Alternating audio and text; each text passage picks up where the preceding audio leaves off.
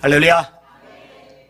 믿음으로 따라하세요. 하나님, 이 아침에 부활의 주님 만날 줄 믿습니다. 아멘. 옆 사람 축복해 주세요. 부활의 주님 만나시고 일어나십시오. 아멘. 교도소의 사형을 담당하던 직원이 예수님을 뵈게 되었답니다. 이분 얘기예요. 사형수들이 죽는 마지막 순간을 참 많이 봤는데요. 이때 이분이 그런 것을 보는 경험 때문에 예수님을 믿게 되었다는 거예요. 사형수를 전도하는 선교회가 있는데 거기서 전도받고 그 악하던 사형수들이 회개하고 새 사람이 되는 경우를 봐요. 그리고 그들이 사형을 당하는 순간에 보여준 태도 때문에, 그 얼굴 표정 때문에, 그 말 때문에 예수님을 믿게 되었다는 겁니다. 보통 천주교를 믿는 사람은 신부가 아무리 안심하라고 해도 막상 교수대 앞에 서면 공포에 질린 얼굴이었답니다. 제 얘기가 아니에요. 그 직원 얘기입니다. 불교를 믿는 사람 역시 벌벌 떨면서 중에게 살려달라고 애원했다고 합니다. 그런데요, 그럼 아예 안 믿는 사람들은 어떠냐?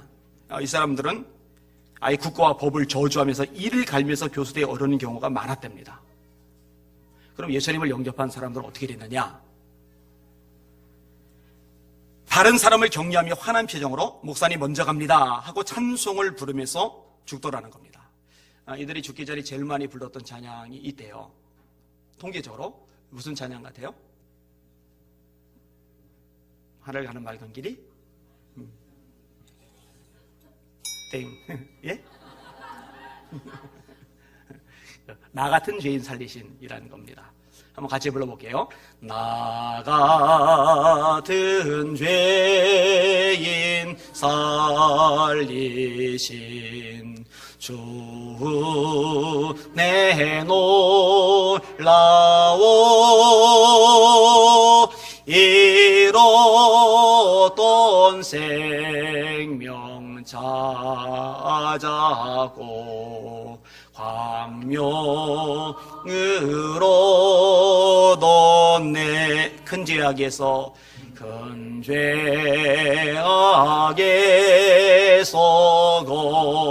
건지신 주 내 고마워 나 처음 믿은 그 시간 귀하고 귀하다 이제껏 내가 산 것도 주님의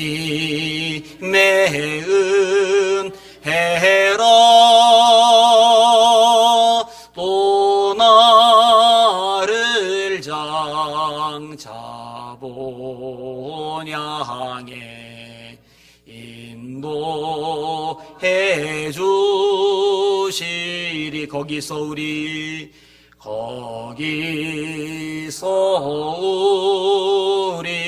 영원히 주님의 은혜로 해처럼 밝게 살면서 주 찬양하리라.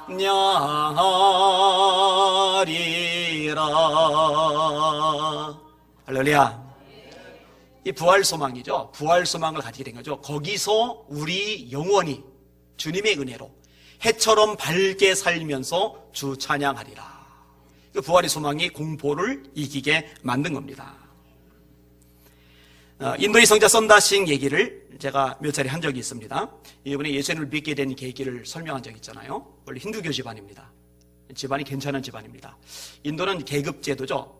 브라만 계급, 크샤트리아 계급, 바이샤 계급, 수드라 계급. 그래서 이 계급이 안 무너집니다. 이 계급을 넘어서서 결혼을 하려고 하면요, 굉장히 박해가 심한 지역입니다. 이 브라만 계급은 성직자 계급이고, 이 크샤트리아 계급은 이제 군인들 쪽 계급이고, 그 다음에 바이샤 계급은 이 평민들 계급, 그 다음에 수드라는 불가촉 천민이라고, 밑바닥 천민들 계급이고, 이게 지금까지도 남아 있어요. 근데 이제 좋은 집안에서 태어난 이 썬다싱이 아무리 힌두교에 몰입을 해도 마음의 평안도 없고 기쁨도 없는 거예요. 그러니까 아직 어린 소년인데 조숙하죠? 기도를 하는 거예요. 단식하면서 어떤 신이든지 진짜 신 저에게 나타나 주세요. 나타나 주지 않으시면 저는 이대로 단식하다가 죽겠습니다. 근데 진짜로 죽기 직전까지 가요. 참 대단하죠? 그런데 정말 조금만 더 단식을 하면 죽을 상황인데 한 사람이 나타납니다. 그러니까 손과 발에 못자국 난 사람인데 그 사람이 나타나서 내가 너 구주다 그러신 거예요. 누가 나타나신 거예요? 부활의 예수님이 나타나 주신 거예요. 그래서 예수님을 믿게 되었어요. 아주 특별한 케이스죠. 사람의 전도를 받고 예수 믿는 케이스가 아닙니다. 문제는 뭐냐?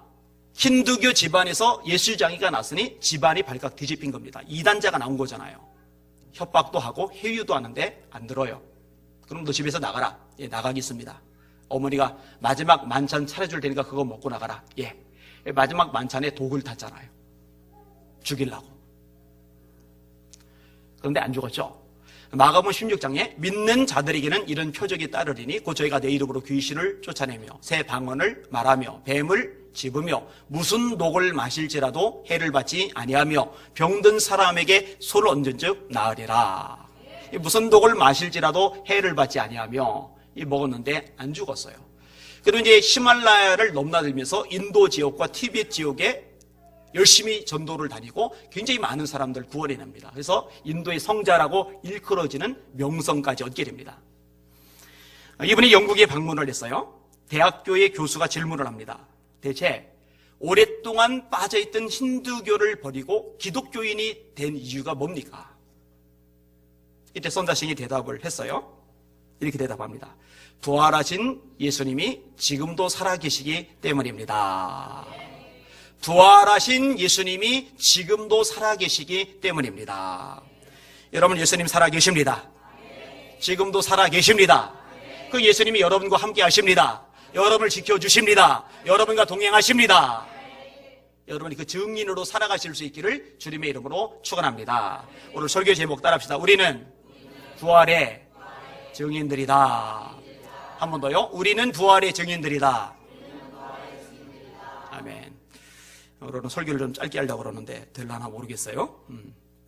오늘 본문 배경을 좀 설명을 할게요. 예수님께서 승천하기 전에 제자들에게 간곡하게 부탁하시는 게 있어요. 예루살렘을 떠나지 말라는 거죠. 뭐 하라는 거예요? 기도하라는 거죠. 자, 이 주님의 간곡한 말씀을 들은 제자들 중에 순종하는 제자들이 있어요. 그들이 날마다 모이는 거예요.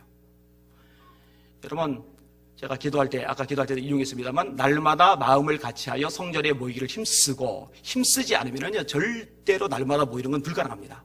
저절로 와지질 않아요. 우리 죄성, 우리 본성이. 귀찮거든요. 힘들거든요. 피곤하거든요. 졸립거든요. 딴 거 하고 싶거든요. 이 본성을 깨트리려면은 힘써야만 합니다.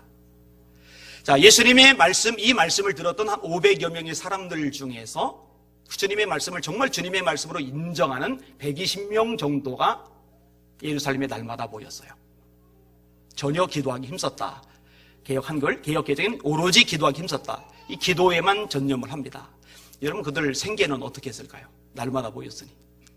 주님 말씀 순종하는 게 더 우선이라 모인 거예요. 자, 이렇게 모여 기도할 때 성령께서 임하십니다. 그게 사도행전 2장입니다.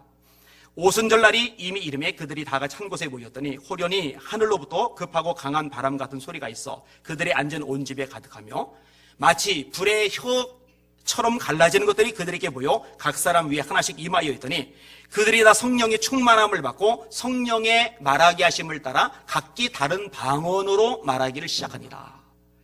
이게 마가의 다락방에 모여서 기도를 하는데요. 성령이 임하면서 방언으로 기도를 해요. 그런데요, 이 당시가 오순절이기 때문에 유대인들은 오순절, 유월절, 수장절 이 세 절기는 무조건 예루살렘으로 모여야 합니다. 각 지역이 흩어져 살던 디아스포라 유대인들도 예루살렘에 무조건 모여야 돼요. 이 천지사방에 흩어졌다가 예루살렘에 모였던 디아스포라 유대인들이 쇼크를 받은 거예요. 왜 쇼크를 받았느냐? 분명히 여기 모여있는 사람들, 이들 한 공동체일 뿐인데 17개 지역에서 온 수많은 사람들이 있음에도 불구하고 그들 각각의 언어로 방언 기도가 나오는 거예요. 질문이요. 이 마가 다락방에서 기도할 때 조용히 묵상 기도를 했을까요? 아니면 막 부르짖어서 기도를 했을까요? 증거가 뭐예요?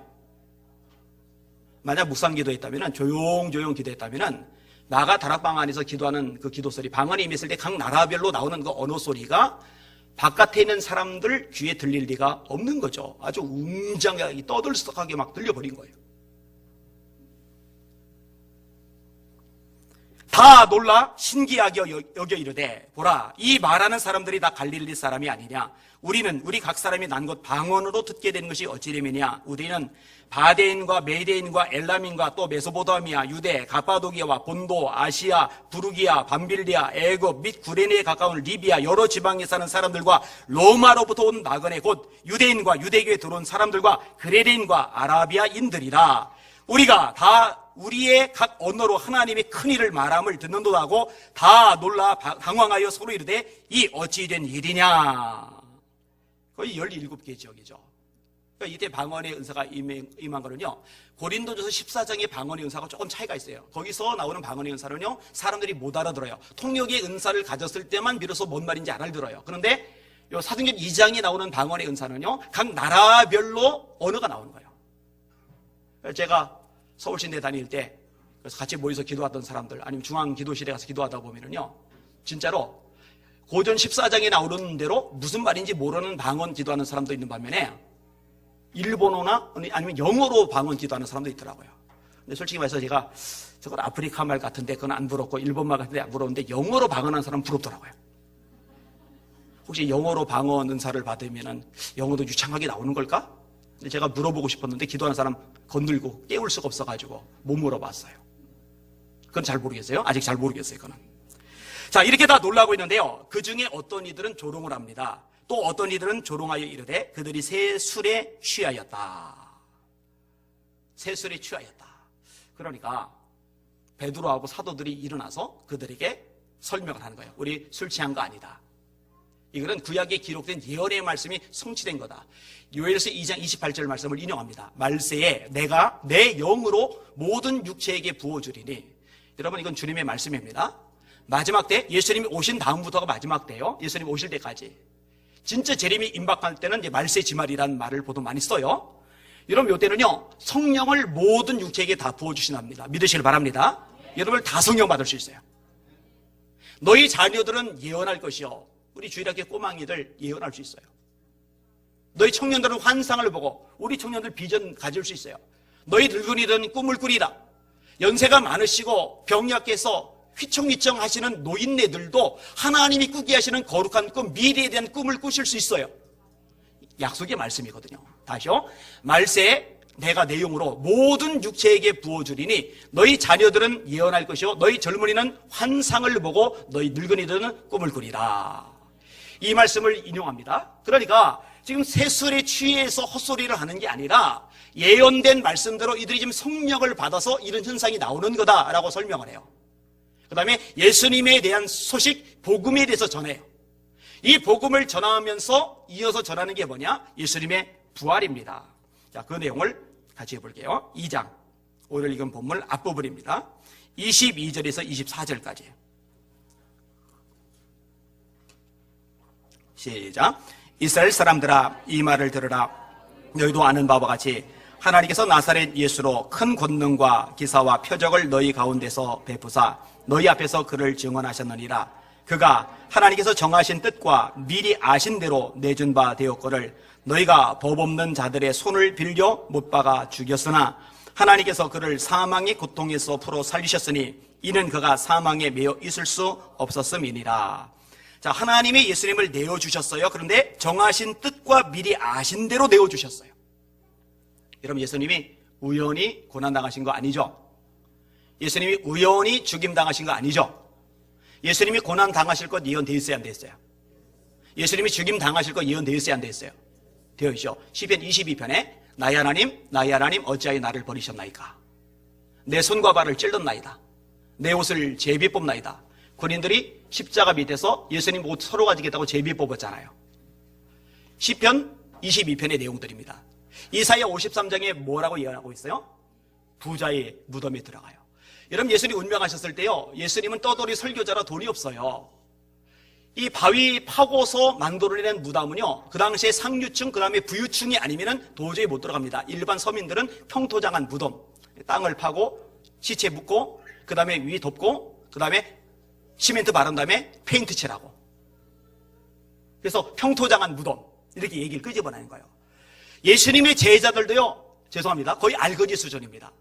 어떻게 하느냐, 베드로와 요한이 성전 들어가서 기도하려고 할 때 미문에 앉아 구걸하는 안전베이가 한 푼 달라고 요청할 때 베드로가 뭐라고 말해요? 은과 금은 내게 없거니와. 이게 거지, 구걸하는 거지게 줄 동전조차도 없는 무일푼입니다. 그런 그들이 상류층이나 부유층이 들어가는 무덤을 뭔 수로 마련합니까? 근데 아리마대 요셉은 부자예요. 예수님 돌아가셨을 때 자기가 죽으면 들어가려고 파놨던 무덤을 예수님을 위해서 내줘버렸어요. 예수님이 거기 들어가셨어요. 어쩌다 부자의 마음이 움직여서, 부자의 마음이 감동돼서 예수님이 우연히 들어갔나? 아니요. 이사야 53장에 예수님이 부자의 무덤에 들어갈 것이 예언이 되어 있어요. 할렐루야. 다 예언대로. 그는 실로 우리 질고를 지고 우리 슬픔을 당하였거늘. 누구 질고를 짊어졌다고요? 누구의 슬픔을 당했다고요? 제 슬픔, 제 아픔, 제 절망, 여러분의 슬픔, 여러분의 아픔, 여러분의 절망을 대신 지신 거예요. 근데 사람들 어떻게 생각해요? 우리는 생각하기를 그가 하나님에게 징벌을 받아 고난을 당한다 하였노라. 근데 이사야가 계속 말합니다. 그가 아니라는 거죠. 그가 찔림은 우리의 허물을 인함이요, 그가 상함은 우리의 죄악을 인함이라. 그가 징계를 받음으로 우리가 평화를 누리고 그가 채찍에 맞음으로 우리가 나음을 입었도다. 그러니까 여러분들이요, 주장할 수 있는 근거가 있어요. 하나님의 말씀이에요. 아니, 성경이 약속하셨지 않습니까? 하나님, 예수님이 고난 당하심으로 내가 죄사함 받는다고. 예수님의 십자가 피로 죄를 깨끗하게 씻어 주시옵소서 기도하시면은 여러분의 죄가 주홍 같을지라도 눈같이 휘어질 겁니다.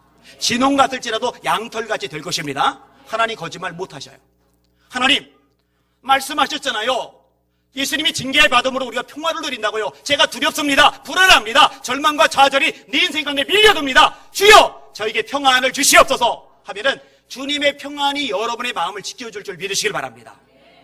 이걸 누리면서 살아야 돼요. 예수님, 채찍에 맞아 우리가 나음을 입었다고 하셨잖아요.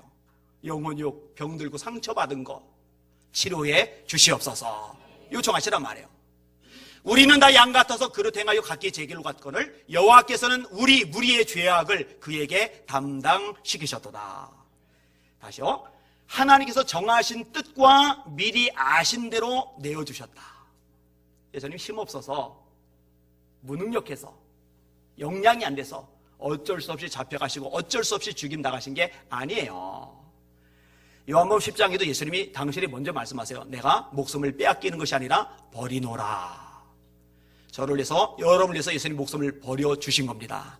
그 주님 앞에 감사하시길 주의 이름으로 축원합니다. 아까 찬양인데 찬양을 하는데 예수님의 고난 이런 부분들이 나오니까 또 막 가슴이 울컥울컥한 거예요. 막 저는 그 생각만 하면 막 가슴이 막 너무너무 감사해서, 이게 얼마나 큰 은혜입니까? 일생값 봐도 못 갚죠. 찬양 그대로예요. 늘 울어도 눈물로서 못 갚을 줄 알아. 이 몸밖에 드릴 것 없어 이 몸 바칩니다. 이 저희의 고백, 여러분의 고백일 수밖에 없는 거죠. 자, 그런데 그 다음이 뭐냐? 못 박아 죽였으나 하나님께서 그를 사망의 고통에서 풀어 살리셨으니 이는 그가 사망에 매여 있을 수 없음이리라. 예수님 다시 사셨습니다. 자, 이렇게 예수님이 다시 사실 것을 예언한 선지자가 있어요. 왕이면서 동시에 선지자인 사람. 누구예요? 다윗이에요, 다윗. 그것을 베드로가 인용합니다. 아까 짧게 읽은 본문이 바로 그 내용이에요.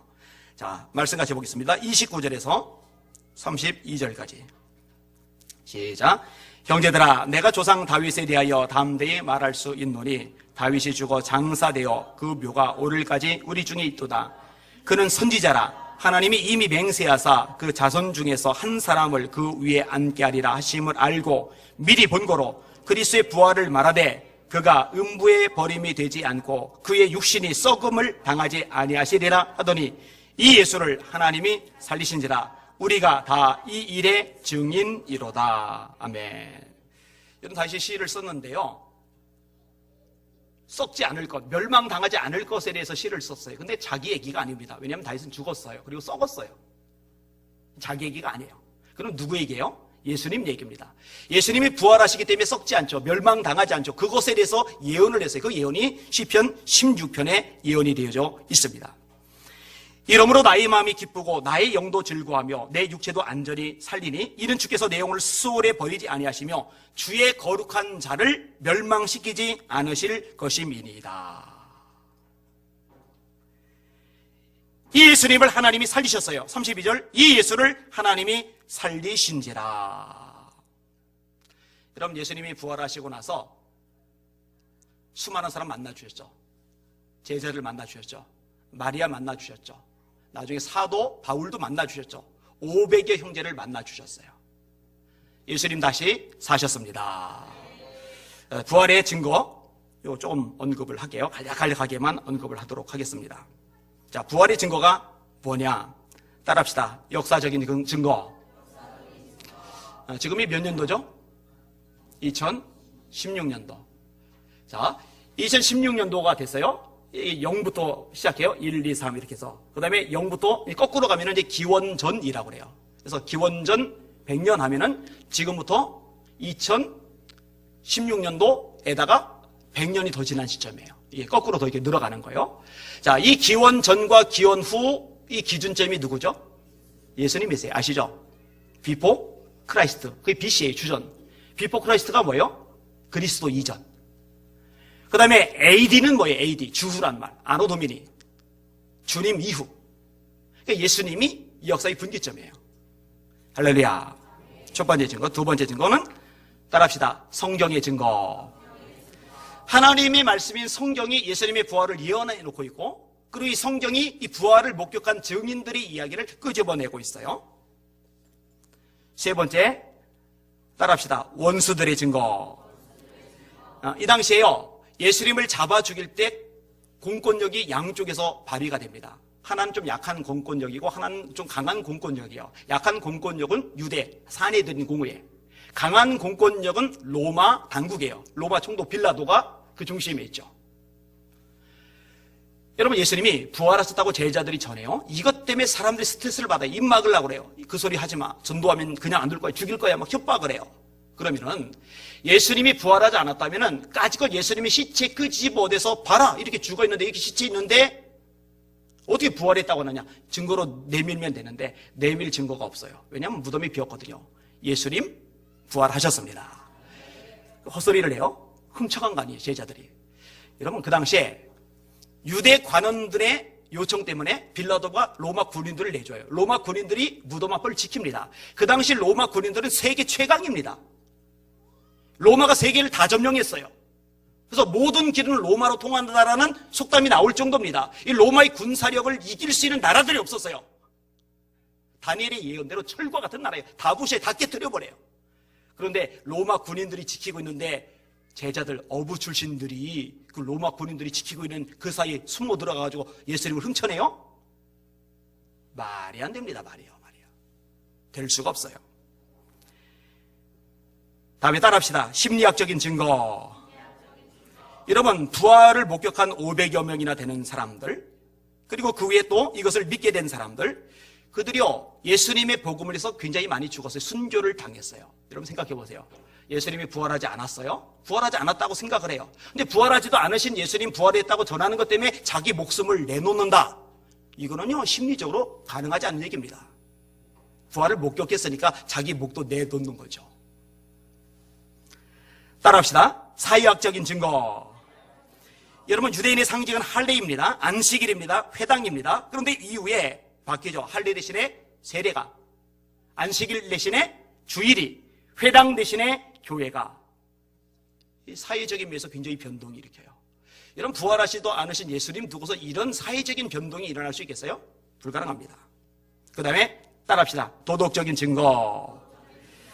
예수님을 만나고 나서 인생 자체가 근본적으로 바뀐 사람들이 수두룩합니다. 사도 바울이 대표적입니다. 부활의 주님을 만나지 않고서 어떻게 이런 일이 발생합니까? 여러분, 예수님과 교제하며 살면은요, 성령의 9가지 열매가 맺혀지죠. 사랑, 희락, 화평, 인내, 자비, 양선, 충성, 온유, 절제, 이런 것들은요, 사실 도덕성을 함축하고 있기도 해요. 사실 그 이상의 것이긴 합니다만, 오래 참게 돼요. 절제하게 돼요. 불쌍히 여기는 마음이 있게 돼요. 자기가 맡은 일에 충성을 다하게 돼요. 이런 변화들이 구체적으로 일어나는 거예요. 그리고 뭐니 해도 중요한 것은 성령의 증거죠. 따라합시다. 성령의 증거. 예수님 다시 사셨습니다. 할렐루야. 여러분, 그 사신 예수님 만나시고 부활의 증인이 되시기를 주님의 이름으로 축원합니다.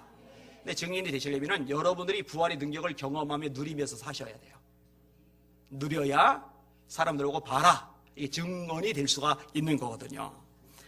혹시 엠마오 도상이라는 그림 아세요? 꽤 유명한 그림인데, 이 그림을 그린 화가는 당시 최고의 화가로 명성을 떨쳤습니다. 당연히 어마어마한 돈을 벌어들였어요. 상상을 초월할 만큼 거액을 벌어들였어요.